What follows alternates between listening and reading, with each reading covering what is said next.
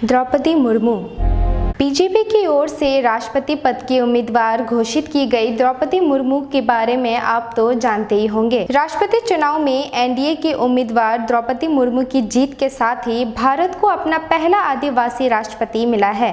ओडिशा के छोटे से गांव से लेकर राष्ट्रपति बनने तक का सफर आसान नहीं था। द्रौपदी मुर्मू की निजी जिंदगी की बात करें तो उन्होंने कई कठिनाइयों का सामना किया है। एक औरत होते हुए द्रौपदी मुर्मू के पारिवारिक जीवन को बहुत आसान नहीं कहा जा सकता। दरअसल द्रौपदी मुर्मू का जन्म हुआ 20 जून 1998 को ओडिशा में, जहां उनके पिता आदिवासी संतान में से थे, यानी द्रौपदी मुर्मू आदिवासी संतान में से आती हैं। द्रौपदी मुर्मू का विवाह हुआ और उनके 2 बेटे और एक बेटी हुई, लेकिन शादी के कुछ वक्त बाद ही उन्होंने अपने पति और बेटों को खो दिया।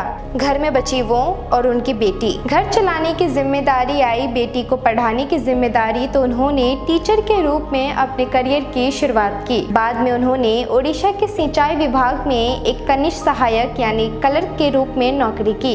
जैसे तैसे परिवार चलाया। बेटों को खो देने के बाद उनके पास सिर्फ थी एक बेटी, जिसे उन्होंने नौकरी से मिलने वाले वेतन से पढ़ाया लिखाया और काबिल बनाया। द्रौपदी मुर्मू की बेटी का नाम है इति मुर्मू।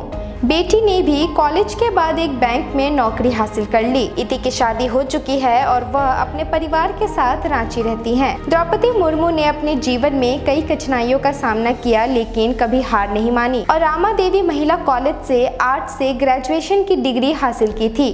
द्रौपदी मुर्मू की राजनीतिक करियर की बात करें तो साल 1997 में ओडिशा के रायरंगपुर नगर पंचायत में एक पार्षद के रूप में अपना राजनीतिक करियर शुरुआत किया। साल 2000 में वह ओडिशा सरकार में मंत्री बनी। रायरंगपुर से 2 साल विधायक रही। 2009 में तब भी अपनी विधानसभा सीट पर जीत हासिल की, जब बीजू जनता दल ने ओडिशा के चुनाव से कुछ हफ्ते पहले भाजपा से नाता तोड़ लिया था। उस चुनाव में मुख्यमंत्री नवीन पटनायक की पार्टी बीजेड ने जीत दर्ज की थी। द्रौपदी मुर्मू को साल 2007 में ओडिशा विधानसभा द्वारा साल के सर्वश्रेष्ठ विधायक के लिए नीलकंठ पुरस्कार भी मिला है। उनके पास ओडिशा सरकार में परिवहन, वाणिज्य, मत्स्य पालन और पशुपालन जैसे मंत्रालयों को संभालने का भी अनुभव है। 2013 में बीजेपी राष्ट्रीय कार्यकारिणी के सदस्य के रूप में भी उन्हें नामित किया गया था। द्रौपदी मुर्मू के नाम झारखंड की पहली महिला राज्यपाल बनने का भी गौरव है। ये पहली बार नहीं है जब द्रौपदी मुर्मू का नाम राष्ट्रपति चुनाव के लिए आया हो। इससे पहले भी द्रौपदी मुर्मू पिछले चुनाव में दावेदार थी।